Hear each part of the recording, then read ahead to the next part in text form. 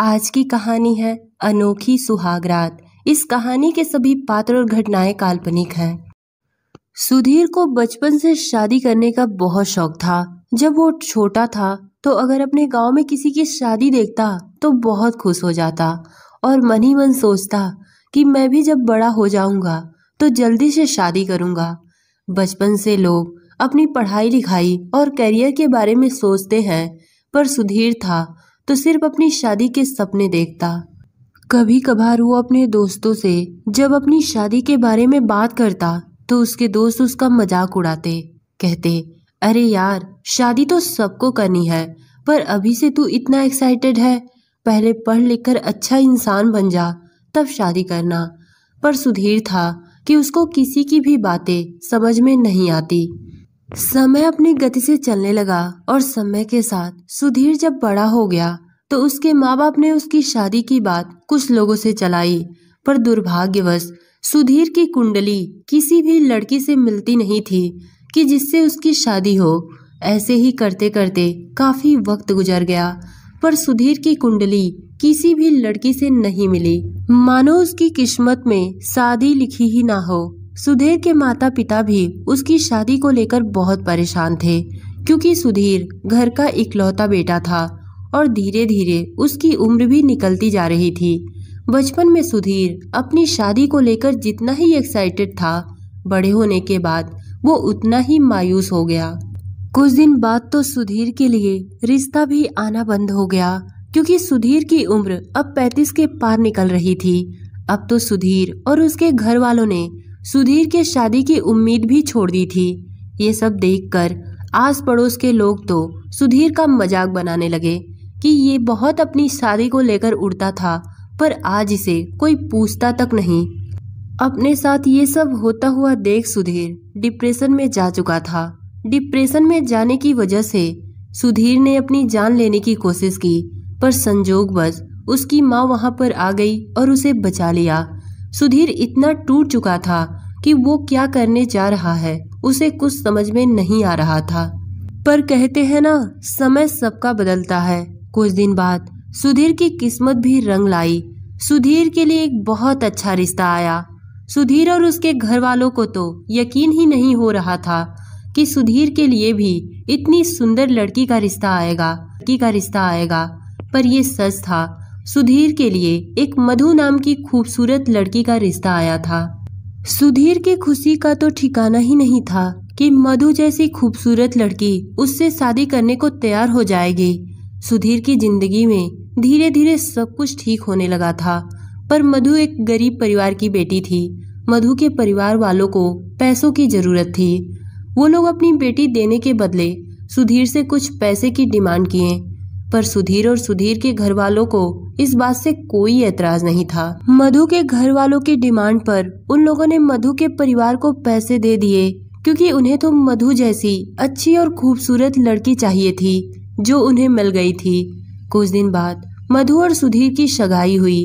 सुधीर अपनी शादी को लेकर बहुत खुश था। उसे अपने किस्मत पर विश्वास ही नहीं हो रहा था कि उसे इतनी सुंदर लड़की मिल जाएगी। इसी तरह वक्त गुजरता गया और एक दिन मधु और सुधीर के शादी का दिन भी आ गया। मधु और सुधीर की शादी संपन्न हुई। मधु दुल्हन बनकर सुधीर के घर आई। सुधीर अपनी पहली रात को लेकर बहुत एक्साइटेड था। एक तो उसकी शादी बहुत दिनों बाद हुई थी और वो भी इतनी खूबसूरत लड़की से। रात का खाना खाने के बाद सुधीर जब मधु के कमरे में गया तो मधु घूंघट निकाले बैठी हुई थी। मधु को अपनी दुल्हन के रूप में देखकर सुधीर के खुशी का ठिकाना ही नहीं रहा, पर सुधीर ने जो ही मधु का घूंघट उठाया तो घूंघट के अंदर का नजारा देखकर उसके पैरों तले से जमीन खिसक गई, क्योंकि दुल्हन की जगह पर मधु नहीं बल्कि दुल्हन के जोड़े में एक लड़का था। सुहाग की सेज पर उस लड़के को देखकर सुधीर का दिमाग चकरा गया और वो अपने सर पर हाथ रखकर रोने लगा और रोते रोते कह रहा था कि मेरे साथ ये क्या हो गया, मेरी इज्जत तो मिट्टी में मिल गई। अभी तक तो मेरी शादी ही नहीं हो रही थी और जब हुई तो वो भी एक लड़के से। यही सब कहते हुए सुधीर ने रोते हुए अपना सर दीवार पर पटकने लगा। सुधीर को ऐसा करते हुए देख उस लड़के ने सुधीर को बचाते हुए कहा, आप ये क्या कर रहे हैं? सुधीर ने कहा, तो क्या करूं?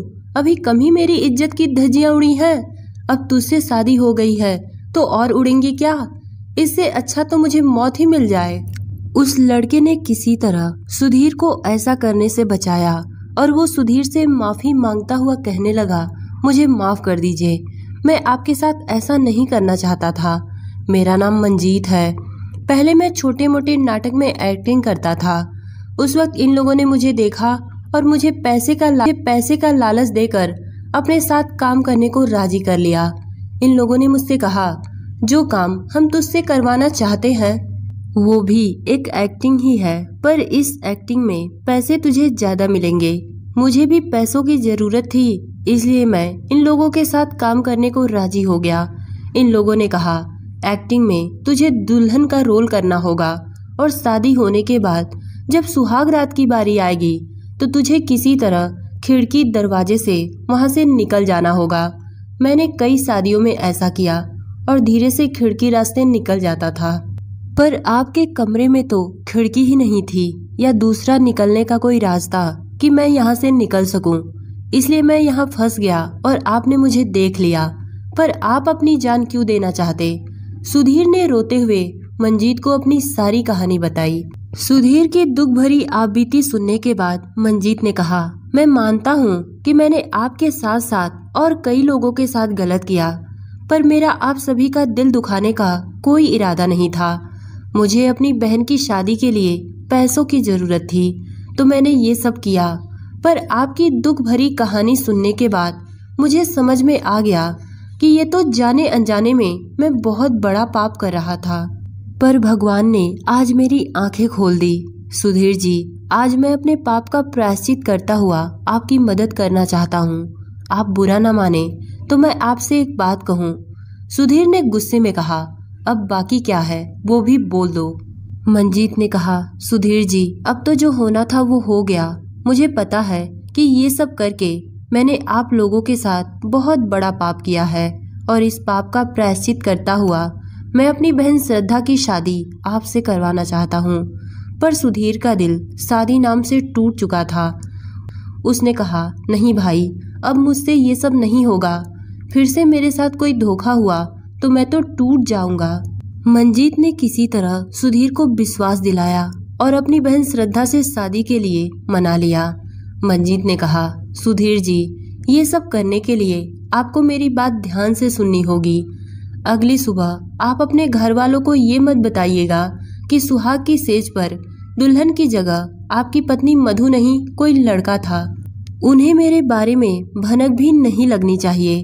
अगली सुबह आप अपने घर वालों से ये बोल दीजिएगा कि अभी मधु 10 दिनों तक किसी के सामने अपना चेहरा नहीं दिखाएगी, क्योंकि इसने भगवान जी के सामने मन्नत मांगी है और उन 10 दिनों में मैं अपनी बहन श्रद्धा की शादी आपसे करवा दूंगा। और जब शादी हो जाएगी तो आप सारी बातें अपने घर वालों को बता दीजिएगा। और कुछ दिन बाद हम सब मिलकर जिन्होंने आपके साथ धोखा किया उन्हें पकड़कर पुलिस के हवाले करेंगे। सुधीर ने मंजीत की बात मान ली। घर वालों को भनक भी नहीं पड़ी कि सुधीर के साथ उसकी पत्नी मधु नहीं बल्कि कोई लड़का है। किसी तरह 10 दिन गुजरे। इन्हीं 10 दिनों में मंजीत ने अपनी बहन श्रद्धा को सुधीर से मिलवाया। श्रद्धा मधु से कई गुना खूबसूरत थी और एक संस्कारी लड़की भी। मंजीत ने अपनी बहन श्रद्धा और सुधीर की शादी एक मंदिर में करवा दी। शादी होने के बाद श्रद्धा और सुधीर जब शादी का जोड़ा पहनकर अपने घर आए तो घर वाले श्रद्धा को देखकर हैरान थे। उन्होंने सुधीर से पूछा, अरे ये कौन है और मधु कहाँ पर है? घर वालों के सवाल पर सुधीर ने अपने घर वालों को सारी बात बताई। सुधीर के घर वाले ये सब सुनकर सन्न रह गए कि इतना सब कुछ करने के बाद भी इस शादी में भी मेरे बेटे को कितनी तकलीफ उठानी पड़ी। पर उन लोगों ने मंजीत का शुक्रिया अदा किया। मंजीत और सुधीर दोनों ने मिलकर उस शादी कराने वाले गिरोह का पता लगाना शुरू कर दिया जिन्होंने बहुतों की जिंदगी के साथ खेला था। कुछ दिन बाद उन लोगों का पता चल गया। सुधीर ने उन लोगों के खिलाफ FIR करवाया और उन्हें पुलिस पकड़ कर ले गई। तो दोस्तों, ये कहानी आपको कैसी लगी कमेंट में बताइएगा। धन्यवाद।